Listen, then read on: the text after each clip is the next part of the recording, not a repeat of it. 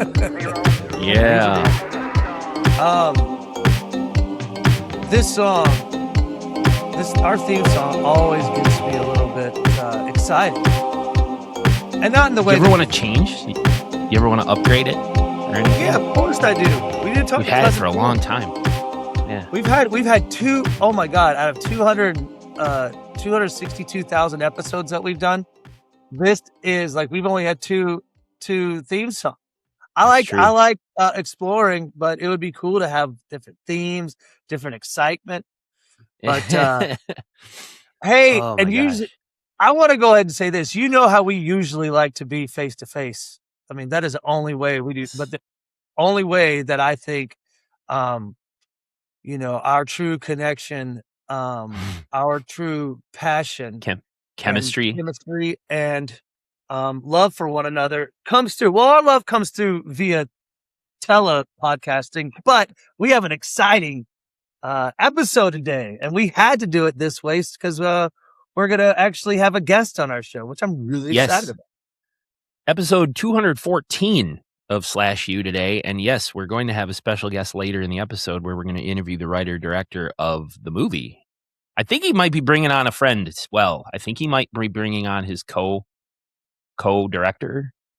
He had mentioned he might join. He might have his co-director join. So we might have two guests. I don't know. We'll see. It'll be fun either way. I'm excited to talk about it. Happy Mother's Day to you. Yes. To you Bev. too. Yes. I mean, I'm sorry. Happy Mother's Day to all the mothers listening. All the moms. I'm sure there are none because I think out of our 8 listeners, probably all dudes. There might be a couple. Yeah, there might be a couple moms. But if you're a mom, happy Mother's Day. Happy Mother's Day. Speaking of mothers. Yes. Would you rather have been Ted Bundy's mother or Jeffrey Dahmer's mother? Whoa. Man, that's a good question. Not Ted Bundy, Ted Bunny from the episode we just did. Oh, played by Dee Wallace. Yeah. No, yeah, that was Happy Mother's Day, Dee Wallace. No, I'm just joking though. Ted Bundy, the actual real killer. If you were the mother, who would you rather be mothers of? Jeffrey I wish Dahmer. I knew enough about the history of each of those killers to know if their moms were alive when they were doing all the killing. Jeffrey Dahmer's was. Oh, okay. And if Ted Bundy's was dead, I might want to be his mom because then I don't have to be there for all the terrible things my son did. But yeah, that's a tough one. It's a pretty heavy question. You don't have to answer it. I'm going to give you a pass on this one. I guess Ted Bundy? Like Ted Bundy didn't eat his victims, right? That was Jeffrey Dahmer. Yeah, he just brutally murdered them. I guess I'd rather be his mom because murder plus cannibalism, I think that's worse than just murder. You know? It's all bad. Tell us what you think in the comments below. Like, subscribe. Yeah. We're Nick and Andy from SlashU. What would you do? Oh, man, that's a heavy question. I never thought I'd have to answer my would you rathers, but I do sometimes. I think it's really heavy, like you said. I'm not glorifying each one but I think what Jeffrey Dahmer did was really, what they both did was super horrific. But if they said you had to be a mom, I guess it'd have to be Ted Bundy. Yeah. Yeah. Well, this is a question for everyone. Let us know, friends. This is a heavy one. Yeah. Yeah. Happy Mother's Day. Yeah. And we're not doing a Mother's Day movie today per se. The director has a mother and everybody who acted on the film and who helped put the film together has a mother. But what we're doing is pretty rad today. I'm excited about from 2025, 1 hour, 34 minutes. New Year's Eve. And yes, I know it's not New Year's. It's May as we record this. But, this is one that we postponed a little bit. But we're doing it now. It's our show. We'll do what we want. We could do whatever we want. This would have been a banger for a New Year's Eve episode for obvious reasons. It takes place on New Year's Eve. There wasn't really much focus on that, Nick, if you think about it. There wasn't like a huge focus on the fact that it was centered around a New Year's Eve party. It was an office party, and we'll get into all that, but I feel like the office party could have been for a lot of different occasions. And that's what I mean. Like Yeah. Yeah, they're like, because hey, we're gonna have a New Year's Eve party at work. I'd be like, I'm good, thanks. Yeah. I'd Yeah, rather not be at work for a New Year's Eve holiday party. I'd rather because I'm do gonna be at something work in 2 else. days. Yeah. But what I'm saying is like it was a party and it was supposed to be a New Year's Eve party in an office, but that didn't play a big part in the movie. It was more or less a reason for everyone to be in the office and for this killer to just have such a rich environment to kill everybody, you know? Yeah, So there and I could have mean, been, the party could have been anything. there are so many kills. I'm gonna be interested in the kill count because there's great kills too.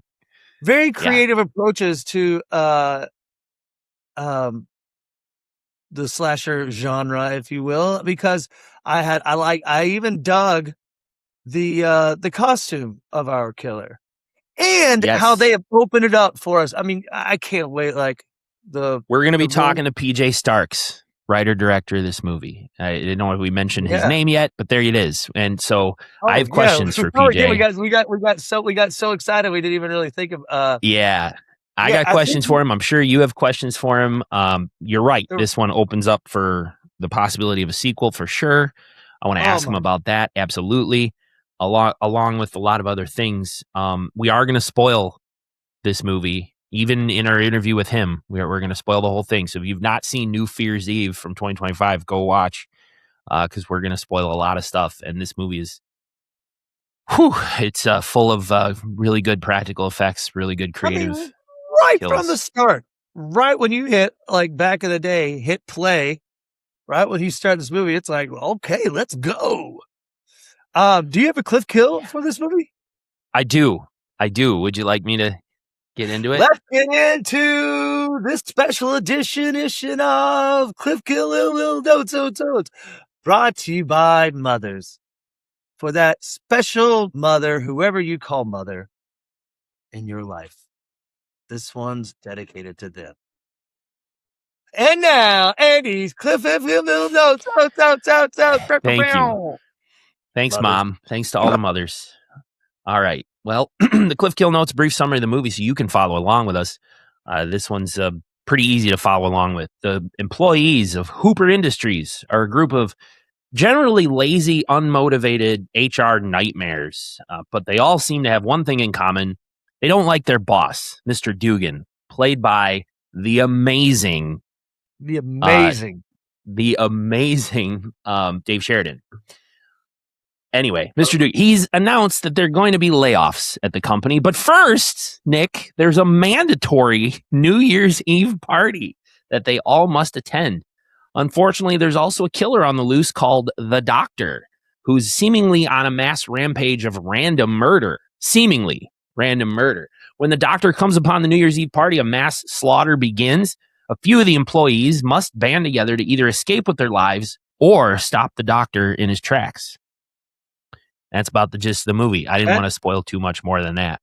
Yeah, and just because we do have a guest coming on, and just because Andy and I both are in the firm, we come from the school where we don't want to keep everyone with their earbuds in for too long, or their ear orbs on our voices too long. We're gonna kind of just there's so many kills. I think we just can kind of get into that Sure. the scenes, but I'm so excited to talk about this movie with the writer director because here's why. I think Mm. I think he wrote it with the intentions of like making 3. Much like Okay. probably like maybe 3. much like the Hatchet series, maybe much like I can't believe I can't think of it now, but because we start out this movie in a different state. And even the ending leads Yes. us to believe that there's going to be a second, and we never really truly get a backstory of the killer. You know, he's a doctor, but why is he going on this rampage of death? You know what Yeah, I'm that's what I saying? meant.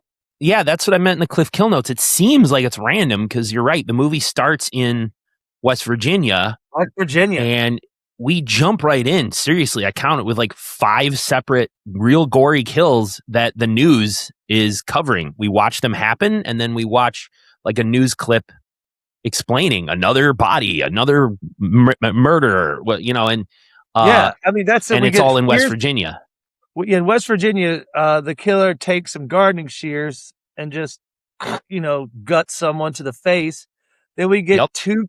two cast iron pans that just bash against the head. Some Then we guy get one with, cooking, yeah, in his and kitchen. this killer is strong too because we get eyes and Yes. throat kill, like pulls this victim's eyes out and then slashes his throat. Then, oh my God, a face rip. He rips off someone's face. Did that have anything to do? Was that a clue? I'm just trying to go through on second watch and find out clues because there's an old man sitting in his living room who hears someone come in and he goes, "Eric, I told you never to come here." And as the guy like looks up as someone's approaching from behind his couch, the dude just rips off his face. So I'm like, was that a clue? Like when he said, "Eric, I told you never to come here," did that guy know who it is? Was that just or was that a throwaway line? The old man thought it was somebody else coming into his house. I don't know. You know what I mean? Yeah, that's what's so funny because I did find a lot of Easter eggs. Like for instance, when you said Eric, one of the PJ, like he's co-director. He wrote it, but he's a co-director of this, kind of like your boy Nick here. And Yeah. but the other director's name is Eric. And oh, sure, of course. And then the main actress who plays Leslie, her name is Leslie Starks. I guess that's probably after. But then the fifth kill that you're talking about, was my honorable mention. Like this was first going to be my first take shot kill was the throat rip. Yeah, some guy fixing a fence. Yeah, out in a field. And the doctor just rips his throat out. What? Yeah, and I don't know how to address like the mask. It's like the top hat, almost like what's that? I can't believe the mask is like one of those old timey apothecary type, plague era doctors with like a big long beak. Yeah, the death and he's crow. Got the eyes. It looks like a crow. Yeah.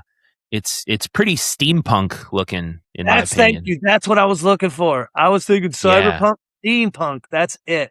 Because he's got a snazzy red vest. He wears red latex gloves and a suit coat over it with the long tails on the coat and a top hat and the big beak, big mask, like out of a plague era a doctor from Spy the 1600. Yeah, like Spy versus Spy, like the big long nose. Why that look? Maybe we can ask PJ, like, why did you choose that look? Or does it have something to do with the reveal, the story of who this person is? Yeah. And who's got the mask now? Can we please have it for SlashU Studio? Please. Great can we question. Have the mask? Pretty please. We'll be a best friend. But he leaves West Virginia and winds up in Kentucky. We'll just go ahead and say that. The killer makes his way to Owensboro, Kentucky, which I know is where PJ is from. And so, and there's a lot of shout out. Like, I'm curious, like, how he got, like, I noticed because I remember the first watch, the shirt that Moses is wearing for a tattoo shop, art gallery tattoo shop, is real, is in Owensboro. Oh, the band that's playing, like, that has kind of like a Slipknot feel to it. I love in the rolling credits, they're all dead on their instruments because they were playing the New Year's Eve party. So I'm just curious because it's kind of like a love letter to Owensboro, which is what I want wallpaper to be for Milwaukee in a way, Aw, that's so sweet. But again, I love how we have the absolute, and of course we got to ask about Felissa Rose and Dave Sheridan, because there's so many moments where I wonder, like in Bloody Summer Camp 2, if Dave's going off on improv, because sometimes he feels I have like the same. Yep, I have the same question about specific scenes, especially. I want to ask him: was Dave Sheridan improvising here? How much was Dave Sheridan improvising here? Because he is Mr. Dugan. He runs Hooper Industries, and this is kind of like Andy said his Cliff Kill notes. It's all plays around that. Felissa Rose plays his executive assistant. It's kind of like how I would describe her. Would you agree? Yeah. Stephanie. Yep.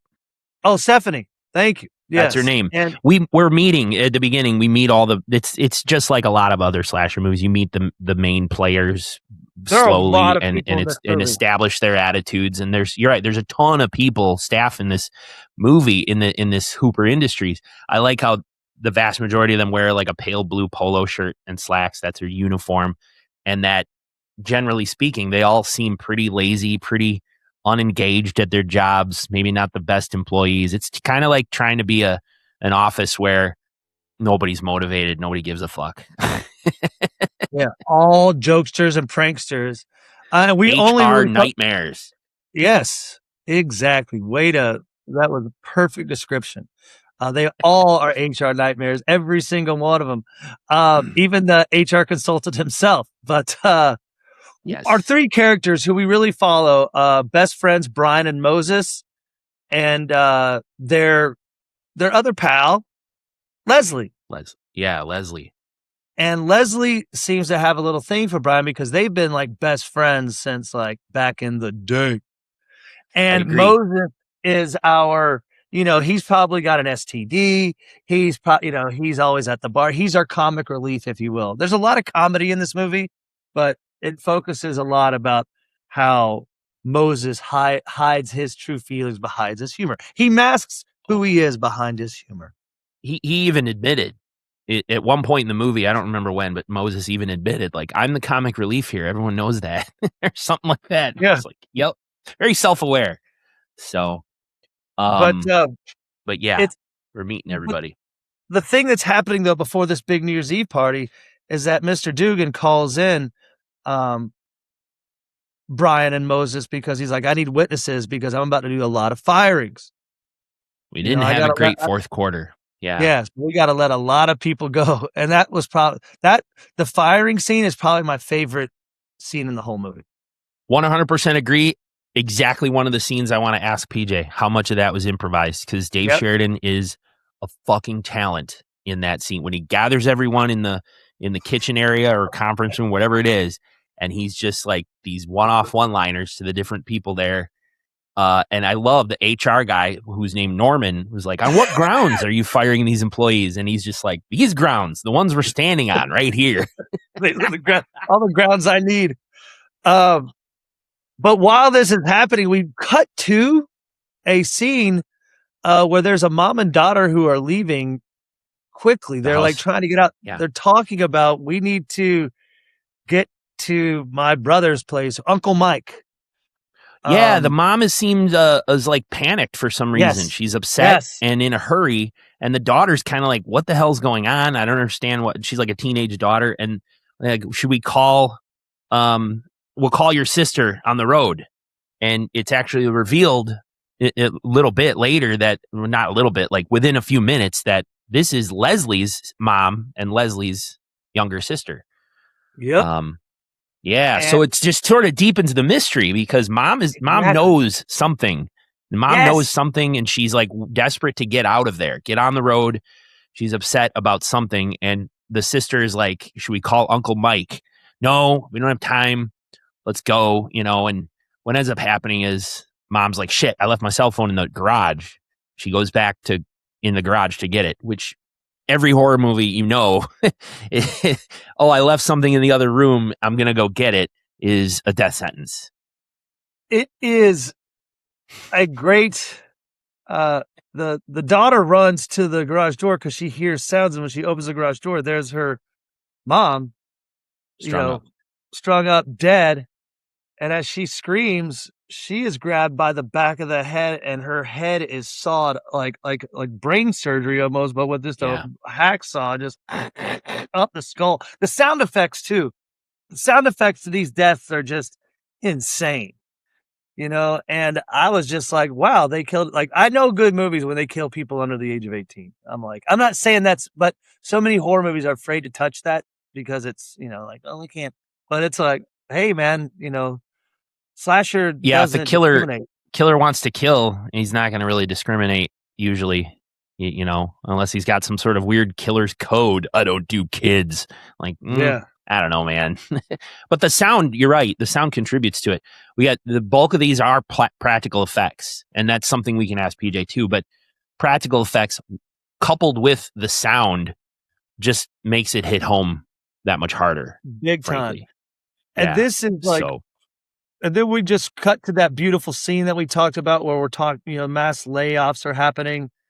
It's a great scene. It really does capture the magic of Dave Sheridan. and pretty much just the whole attitude, the whole that's it. The attitude of the staff at this workplace, and now I we're agree. supposed to come Yep. party. Right. Right. But it looks like the killer has made its way to Owensboro, Kentucky, because there's a Michael. Because we cut to Leslie, our good girl. She's walking the campus, and there's a scene where the killer steps out of a bush, and it's very Halloween reminiscent. I just kind of wonder if that's a nod to the Michael Myers bush scene, but it's because it's that look away, and then she looks back, and he's gone. Yeah. So, if I'm kind of, and I know I'm kind of moved. Go ahead. We have to move quick. I was going to keep moving. We meet my Uncle Mike, who we find out really quickly is a cop. He's sitting in a police SUV, and he's recording a strange message on his phone. This is another thing that deepens the mystery here. Uncle Mike is talking about something he's got to do just one more time. I wrote in my notes, what's he hiding? And he even says, I've left each of you a letter to explain why. So who's he making this recording for? And what's going on? You know what I mean? He has a picture in his car, in his sun visor of Leslie, her mom, and her sister. So this is obvious. This is Uncle Mike. Her mom, their mom is obviously his sister, because they call him Uncle Mike. Remember, like, we got to go call Uncle Mike. Uncle Mike Flanagan, Officer Mike Flanagan. And his partner calls him up and says, why the hell are you at the warehouse district? Because they're cops. She's got like the GPS. She knows where he's at. So I thought this was interesting, because it's like, he knows something here? What's he doing? And I'm sure this is something that PJ intends to explain in future movies. That's why I think it was written this way. Like, I feel like it was written in a certain way to kind of tell a story, because there's a backstory. That officer does show up though to his car, and they make a decision to go into this old factory. Yeah. I didn't catch her name. I don't think it's very important. His partner, Officer such and such. She's a Officer Hot Chick, I'll call it. Yeah. But they go in, really, we're not going to go scene by scene, but this one's pretty important. They go into this warehouse looking for something. We're not sure what, but they're the banter, you take the lead. Oh, I'm not scared. They got their guns drawn, they're flashlighting around, and they come upon a room with tables all over the room, which look like there's bodies on the tables covered by sheets. And at first glance, you assume they must be dead bodies. You can clearly see there's bodies under there because the feet and the head make the outline of the sheet covering, like you would cover a body on a table. And the partner says, "No, check it out. This one's breathing. So he's alive." And they whip off the sheet, and the guy's duct tape. His mouth is duct taped to the table. Turns out each of them is a table saw. And the act of whipping off the sheet trips some sort of trigger, which starts up the saw. And the table saw starts cutting into the back of this guy's neck. And then it starts happening on all the other tables. All these other victims were alive too. And whatever these cops just did tripped some sort of trigger. You see the sheets starting to get stained with blood. And on screen, I think I counted at least 7 bodies. There's some dialogue later that suggests how much there actually were, but each of these bodies is slowly getting table sawed to death. And that's my one big mass dick kill shot of the week. SlashU first. Yes. It's all these deaths happening at once. Crazy. All these sheets turning red. And yes, you're right. In the news report later, they say it's like 2 to 3 dozen people that are these men, women, kids. Like, it's crazy. Again, this killer does not discriminate. And that's very powerful. And it just about everyone, they were all alive, Nick. That's the horrible part. They were all alive until the cops trip some sort of switch that caused all of these table saws to go on at once. All of this. I need to know the backstory of all of this. So, later everybody watching or listening is just going to skip to the end of the episode and listen to the interview with PJ. That's great. That's fine. Yeah. I mean, that's fine, as long as they at least listen for 20 seconds and we get that big ad money. Right. There you go. we've been doing this 5 years. I think we're at $20 or something, maybe. Yeah, that's right. getting $20 for doing something you love over 5 years, hey, I would do it for free. But I got four $10 that four I could bucks a make. year. I made Yeah. $2 a year. Yep. Yep. Personally, but later over at Hoop Industries, Dave Sheridan is leaving, and he quickly gets fronted by this our killer, and just Yeah. the killer. Also, I just love how they use different instruments. So he just gets a bunch of arrows to the face. His face gets Yeah. gutted with arrows. That's And crazy. and what's funny is the HR guy discovers him, and he's excited because he's like, because he he was like, even in that conference room scene, this HR guy was like, I am going to pray for your death. So when he Yeah. sees Dave Sheridan dead, he calls a police and says, I got to report something awesome. I mean, I need to report something that happened. Awful. Awful that happened. Oh, it's so awesome. The killer twists, literally 180 twists the HR guy's head, Yep. dead. Yep. And this is kind of Oof. like where things just start going to things just start going from worse to worser The next kill is the next morning, which I think is the morning of the party. The party's going to be later that day. It's New Year's Eve. It's the day of New Year's Eve. And we've already established that, something's up with, we feel like something's up with Officer Mike Flanagan. The FBI is now in town because they're involved, because obviously if you have mass killings at once at a warehouse, I mean, this isn't just going to be for the local cops, but Right. it's so our Stephanie, Felissa Rose, is cleaning up, getting ready for the party, when all of a sudden she's attacked by the doctor, the killer. Yep.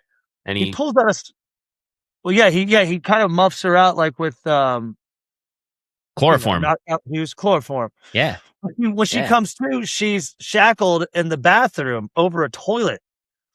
He thoughtfully injects her with I didn't know what it was at first, but again, you find out that he's numbing her up. That's thoughtful. Yep. I gotta think that's thoughtful. What a nice guy. What a nice guy to numb her up, because then he takes his scalpel and he opens up her stomach and just starts pulling out her guts. And of course, the reason why I think she's numb is because she's able to stay alive. I mean, maybe not shock, I don't know, body factor, but she's able to look at her own guts. Then the killer gets an idea. He's like, oh, a toilet. Why don't I get rid of this waste? Because he wants to make sure he doesn't mess up the bathroom. So he takes all of her guts and puts them in the toilet and flushes it. Then so all of her guts start just to go down the toilet, and they just are getting strung out until there's no more. She dies, and that is going to be my dick shot. Kill of the week. There were so many hard to choose from, but there were so many components that went into this kill. I'm going to numb her up first, and then I'm going to show her her gut. I'm going to say, hey, look what I got. And now look what I'm going to make disappear. Throws them in the toilet, hits the flush, and there they go. So, and it's one of those, it's Nick, it's one of those like office, commercial toilets that like power flush, Yeah. Not like our home, not like your home toilet. This is like one of those jet flush toilets. Just rips her intestines right out. And Felissa Rose played it well. Yeah, she did. It's got like the power of a small Cessna, like it's just there you go. Small jet engine. Just yanking out those intestines. But now it's nighttime. Now everyone's showing up for the party, and Uncle Mike is there. Isn't he looking on while the parties go on? Because there's a lot of twists and turns. Yeah, I'm not really sure why, but he's sort of he's a stakeout of Hooper Industries. I'm kind of not understanding why, but him and his partner are there, and they end up seeing or Mike I think sees the doctor kind of sneaking around the building. So yeah, and that's when he's like, I'm gonna go check it out. You can come with me if you want. This scene gets me, and please interject. Mike walks up with the gun drawn on our killer, and he's like, I told you that I would, I would set this up. I didn't know it was going to go this far. You said once I did this, I would be out. And his partner's going, what? But then she turns the gun and kills Uncle Mike. Shoots him in the side of the head. She's working with the killer as well, somehow. Yeah. And Mike didn't know that. Mike also was working with the killer somehow in some way. What? I know, but then the FBI shows up and they have their guns drawn on him. So the killer then grabs the female cop who just shot her partner, and he's holding her by the throat and just winds up cutting her neck.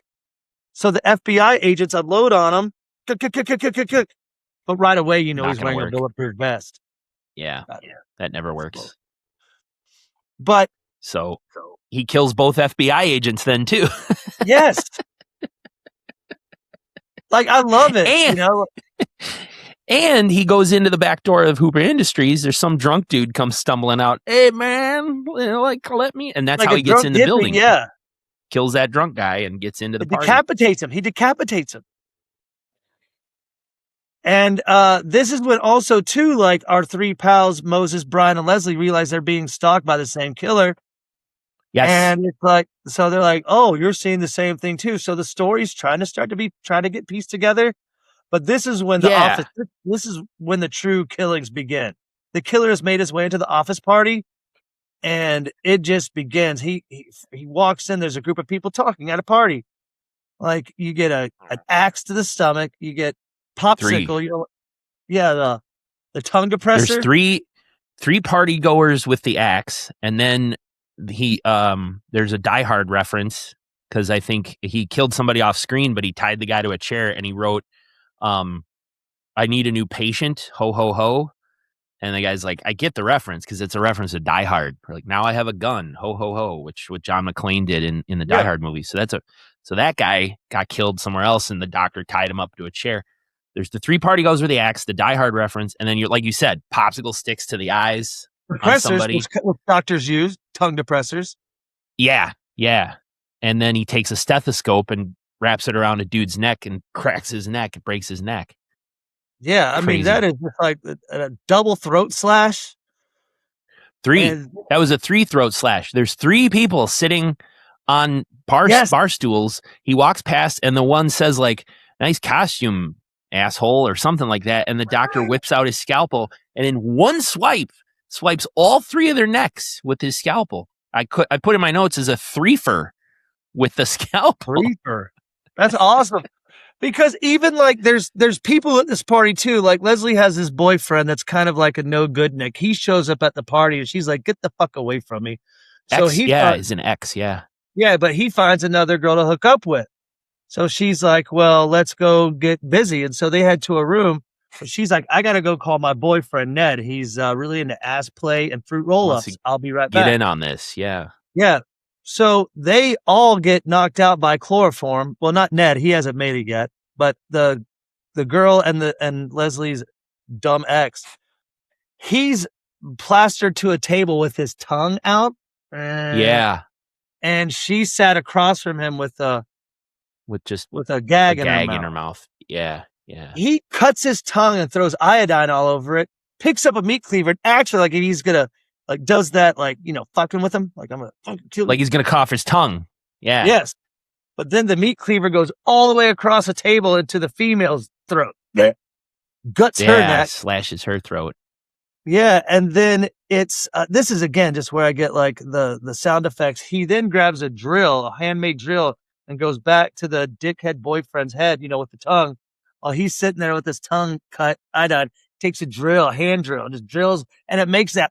I don't know if you can hear that. I can. Yeah. Okay. The sound is insane. Drills into the back of the dude's head, and he's dead too. Yep. I forgot to count that as we're going along. Like, I'm sure I counted all the kills, but there's like a couple that I missed, and I just added them. So, that's at that point is when our 3 sort of core characters, Brian, Moses, and Leslie, are milling around in the party, and that's where they draw the connection that the 3 of them have at some point in the last few days seen this doctor. Yeah. They have their flashback stories.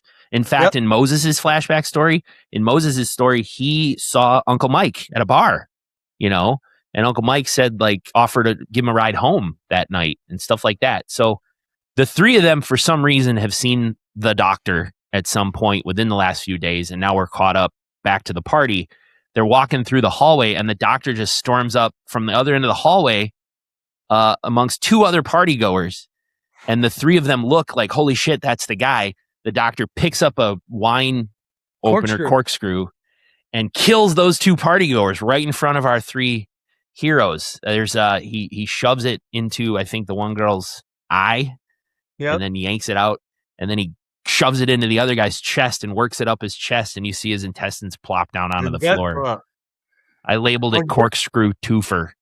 Corkscrew twofer. There's some furs. There's some fur. We got a good band name. We are corkscrew twofer. Corkscrew twofer. Opening for Nickelback. We get like, there's also a puke scene where like they try to find Ned, who is the girl's drunk boyfriend. He's like, you know, he's the guy that likes ass play on fruit roll-ups, but he's so fucking partied out that he pukes up beans, which Moses thinks passed out in the break room. Yeah. And the killer is now after Samantha. Samantha is Leslie's gal pal from Hooper Industries. So the party is all Breaking Bad. They're kind of turning into that Scooby-Doo gang where they're running around. Dave Sheridan's wife, or Mr. Hooper's wife, Mr. Dugan's wife, shows up. Yep. And to prove that the glass is indestructible, because they can't break through the glass because all the doors are locked, and they can't break through the glass because they just put in new glass. You know, I guess they had to make bulletproof.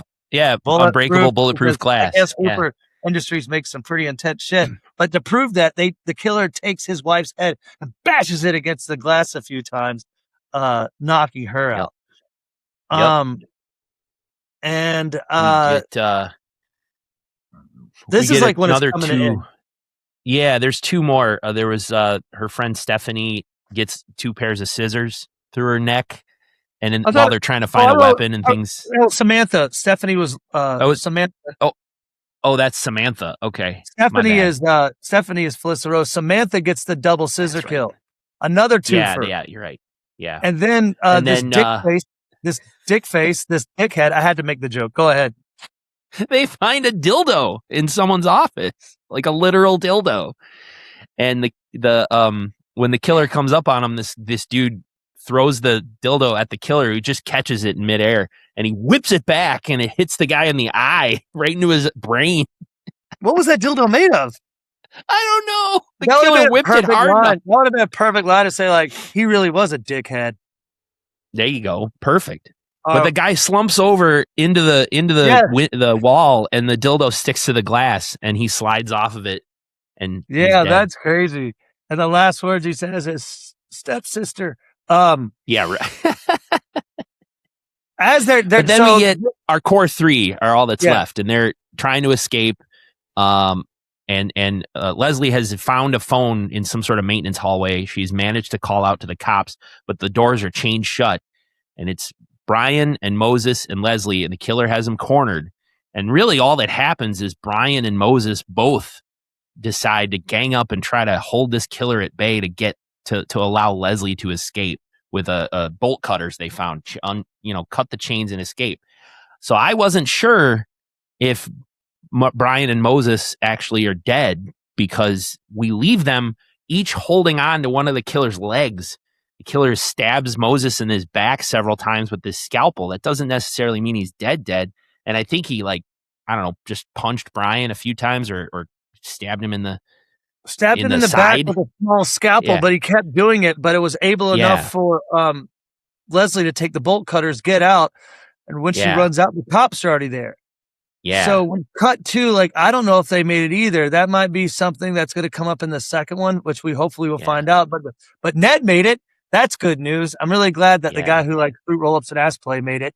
And but they they go to the hospital, and I even heard, even the first watch, I was like, Dr. Fears, because I knew New Fear's Eve, and I made sure the second watch, I was like, yep, Dr. Fears, and our killer shows up at the hospital. Yeah, puts on a jacket, obviously not in a mask. The shot is from his neck down. We never see his head, never see his face. So obviously he doesn't have the mask on. And a nurse says, "I'm so glad you're here, Dr. Fears. We're very busy. This patient over here was attacked, blah, blah, blah." And you're right. He's got his white lab coat on. But Leslie, through the curtain, could see his shoes and recognized that it was him. And she made her escape out the window. And I think she doubled back over to the emergency room entrance.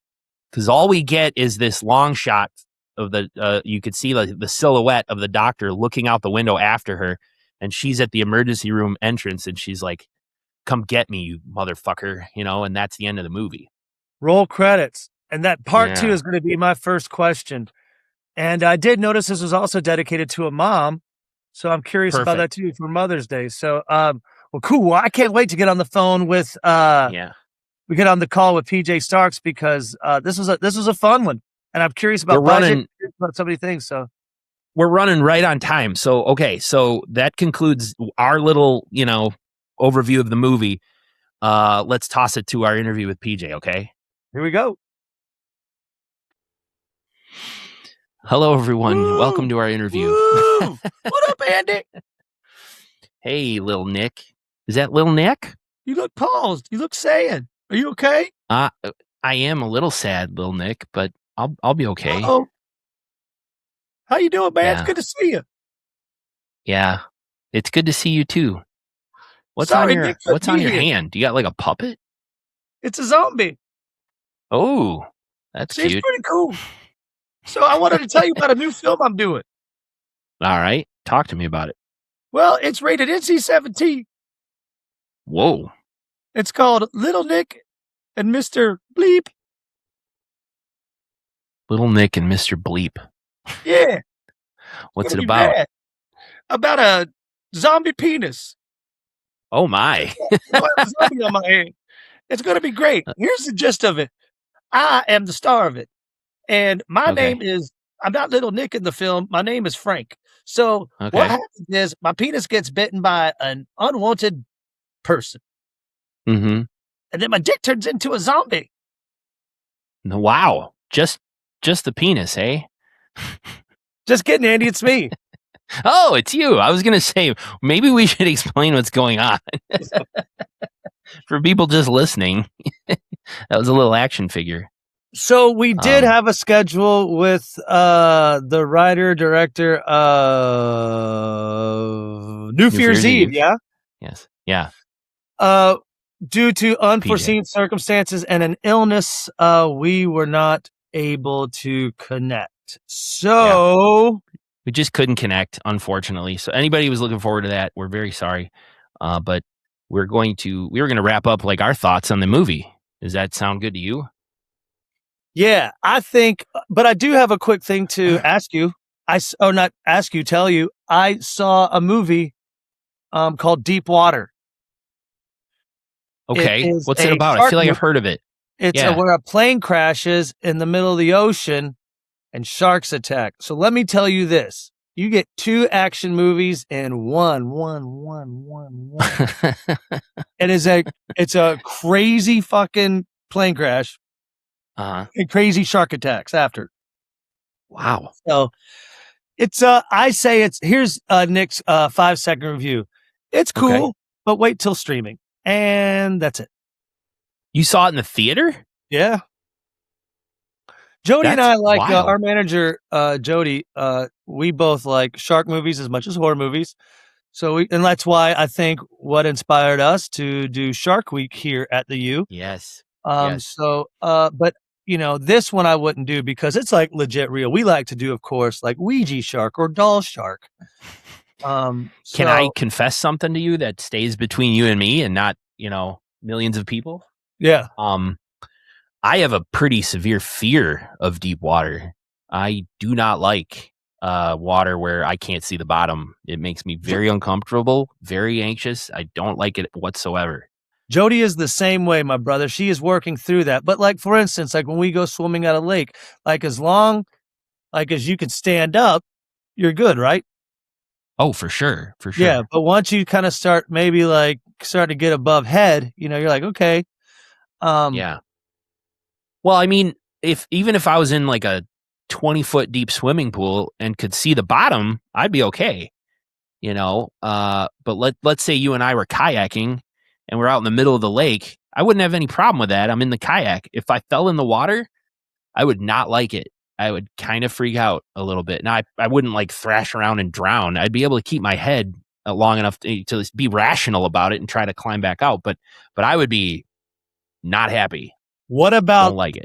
What if you had floaty wings, like around your arms? I don't think that would help. I think the fact that I can't see the bottom really freaks me out. It freaks me out, Nick, even to the point where even in video games that I've played, where your character is like swimming in deep water, because some of these video games are pretty realistic. If you're swimming and like, oh shit, I hate it. I can't see. It's dark.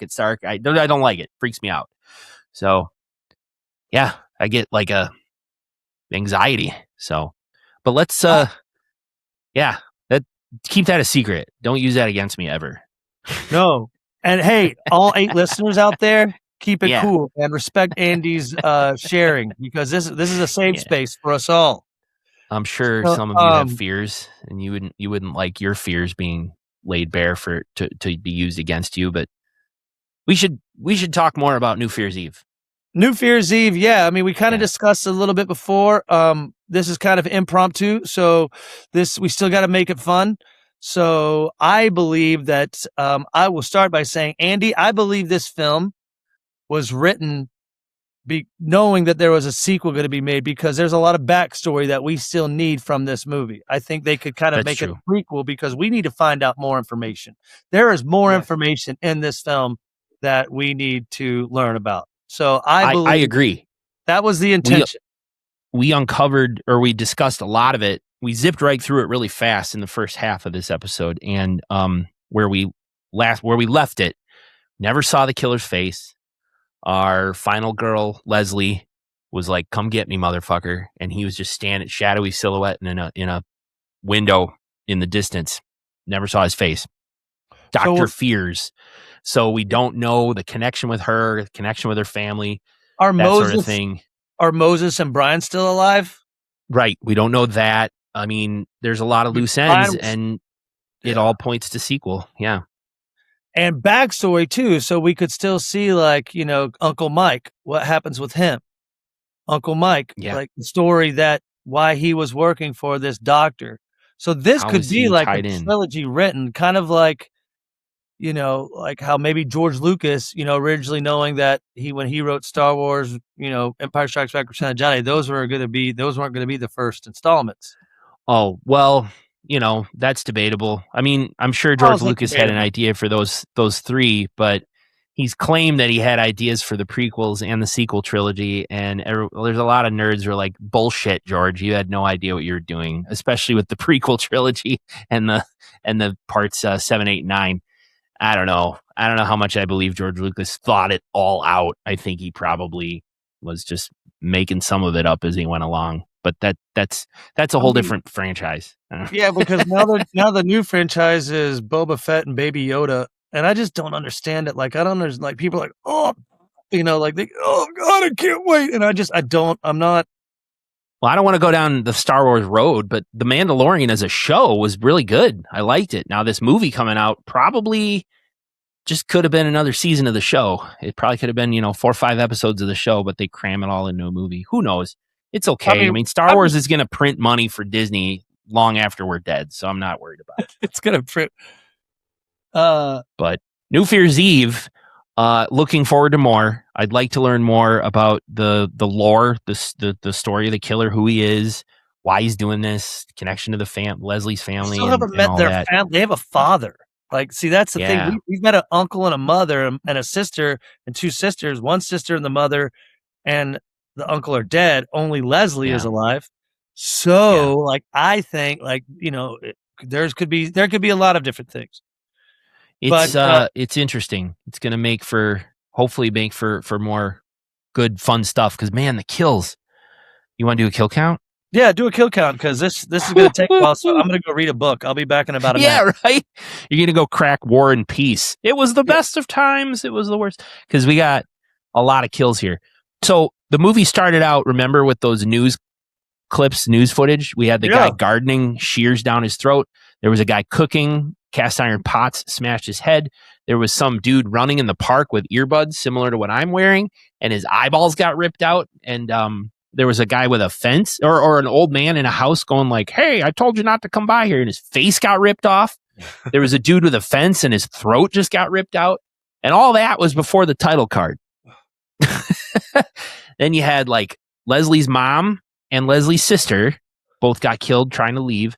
At least 7 people or so strapped to the tables in the warehouse. My collective dick shot kill of the week. We'll come back to that. Hang on to that one. You got Mr. Dugan, Dave Sheridan himself, the absolute gem of a campy movie actor. We love Dave Sheridan. H.R. Norman called 911. Oh, something awesome happened. I mean, awful. He got killed. Stephanie, your dick shot kill of the week. That's Felissa Rose's character. Yeah. You have the drunk dude at the party, the New Year's Eve party, who let the killer in the back door. He got killed just for opening the door. Uncle Mike, the cop, shot in the side of the head by his partner. Uncle Mike's partner, that woman, she got her throat slashed because she was working with the killer too. The 2 FBI agents,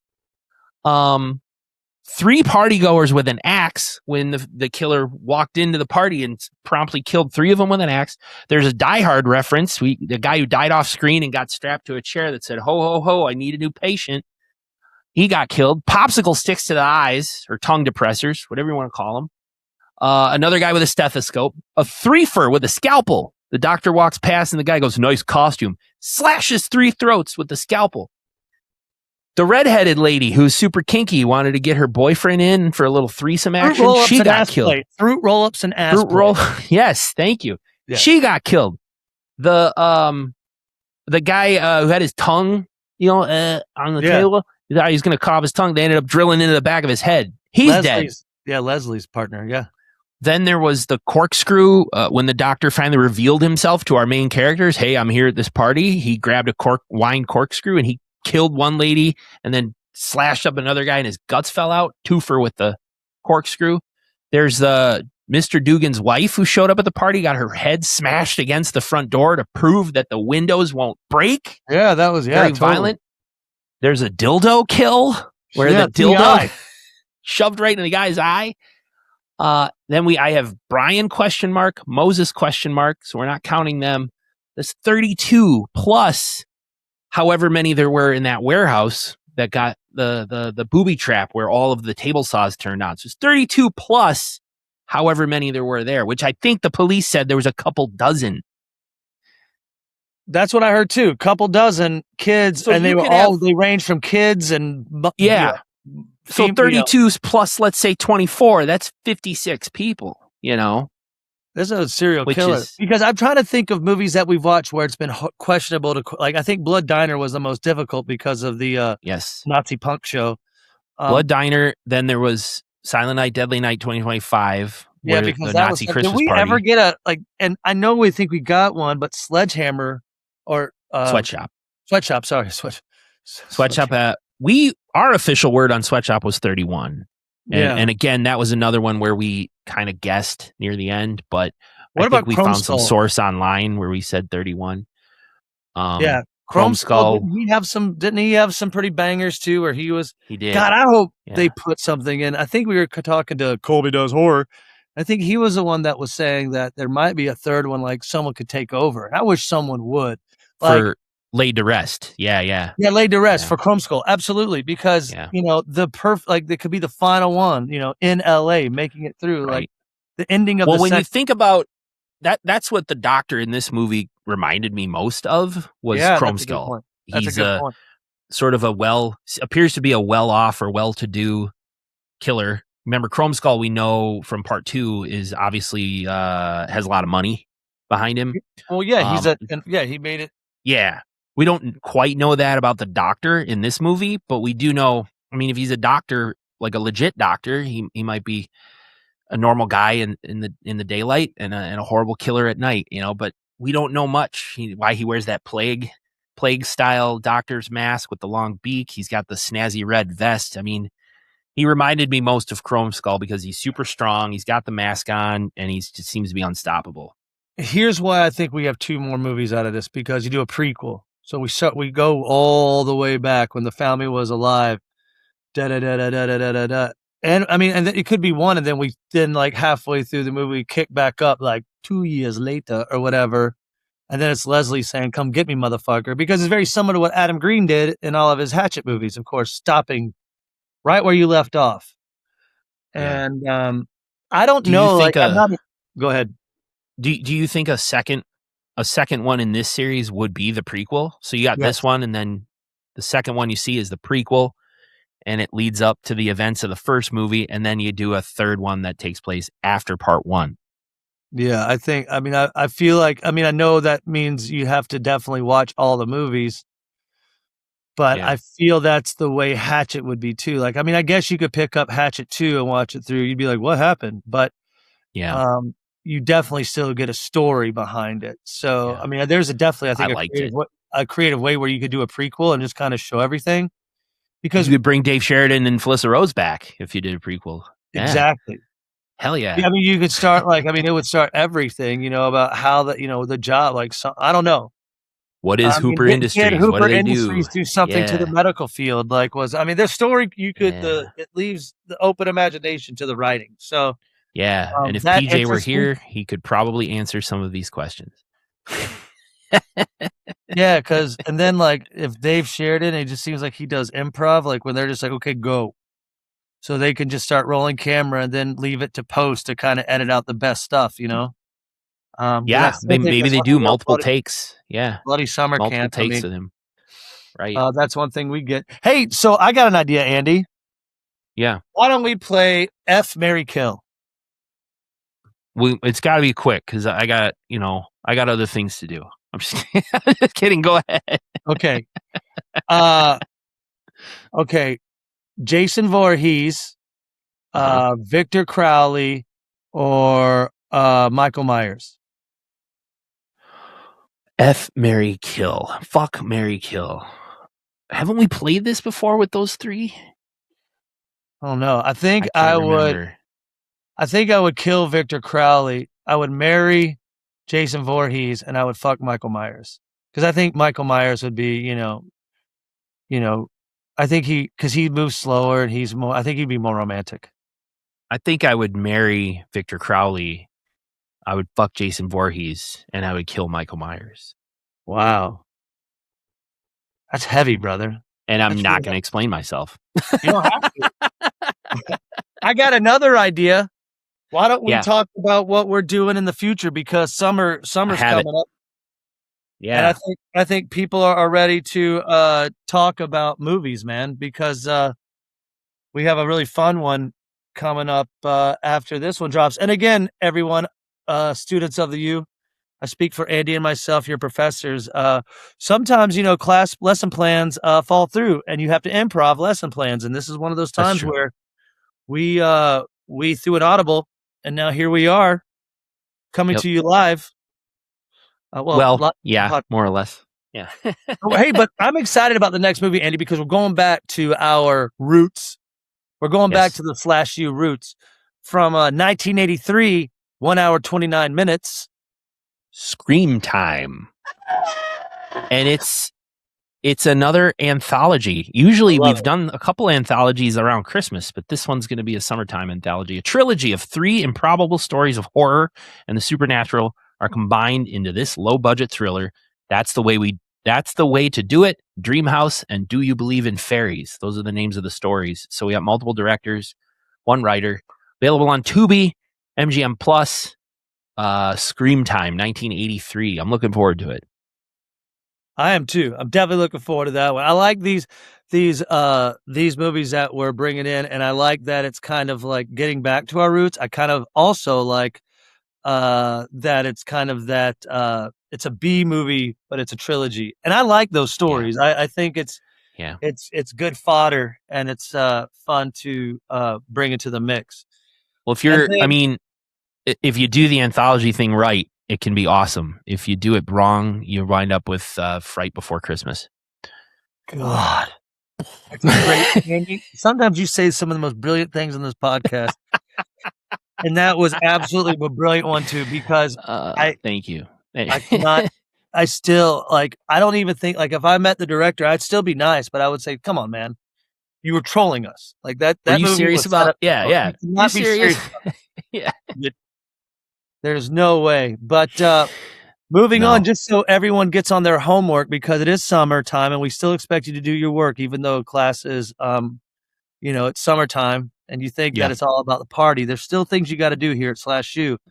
So this one's we're bringing it live. We're bringing it on campus from 2017, 1 hour 30 minutes. Oh, that's after Scream Time. We're doing Deadly Detention. Deadly Detention.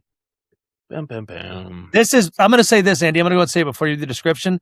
This is Breakfast Club meets cheesy slasher. That's my guess. We haven't seen it, but that's my guess. Well, yeah, Breakfast Club is the story of detention. This one's, what'd we say, 2017? Yeah. 5 high school students are having Saturday detention in a former correctional facility and must find a way to outsmart an unseen menace out to kill them. Duh. It's definitely Breakfast Club meets slasher movie. But it takes place, instead of taking place at a school, it takes place in an old correctional facility. Like, what the hell? Like, I can't wait to hear how that happened. Well, school's being fumigated for ants, so we're going to hold it in this old, broken down correctional facility. See you there. Maybe that was part of the punishment. I don't know. Sort of a scared straight situation.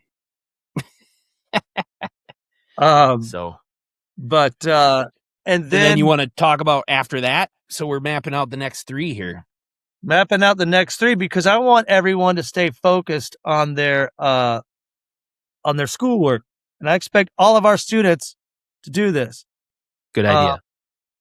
So I'm talking to all 4 of you because I think 4 have dropped off probably already. 4 have dropped out of SlashU. We have the most dropouts, don't we? After Deadly Detention. Yeah, from 2012, 1 hour 30 minutes. Bloody Bible Camp. We're gonna probably get into the camp stuff. A group of Christian teens visits the Happy Day Bible Camp, where in 1977 a sadistic nun punished a group of teens for their sinful behavior. That one's on Pluto TV, Prime Video. Excited for that. Because here's why. Sinful behavior, group of teens, probably going to see some bubes. The tagline on the poster says, "Heaven is for everyone except you." Well, that's great. So, Scream Time, Deadly Detention, and Bloody Bible Camp coming up next. I'm excited. Yep. I'm excited I'll be in Ohio. So if we have any listeners out in the Midwest, closer to Ohio, come visit me at the International Horror Hotel Film Festival. Horror Hotel International Film Festival, I should say. It's outside of lovely Cleveland, Ohio. Burner Cabin is up for Best Short Film. Nice. And I'll be on a panel talking slasher horror and being a first-time director, because I feel like that was my true introduction to filmmaking. But and then Wallpaper is going to be sooner than you know, man. So I love it. Excitement for that. But stay tuned. Don't forget to donate to our OnlyFans. Andy's got a fun photo shoot where we actually did Pixies in the Woods. And so we put Andy like in a little fox costume, little angel wings. Little cute. He's in a fetal position in a rabbit's nest, having bunny ears. Okay. Photo. Or that's a great idea. One way to support the show for sure. Another way would be to tell your friends, rate the show on any platform you're listening on that allows for ratings. And tell people about us. That's another way to support the show in addition to the OnlyFans. But yeah, that's about all I got, man. Yeah, me too. But this will be perfect. It's going to be a short episode. Again, I kind of like how I put it together. So it's going to make a nice, probably 50-minute episode. This episode here. So again, nice audible. Nice redirect on our lesson plan. We know we got to get a teacher's assistant. I feel like, what do they call them? Professor's assistant? A TA? Yeah. Yeah, maybe. But I don't know if Jody can do both. But we'll all right. Well, we ran out of music. All right. Well, everybody have a great night. Great. Thanks for being with us, and we appreciate your listenership. Until next time, class dismissed.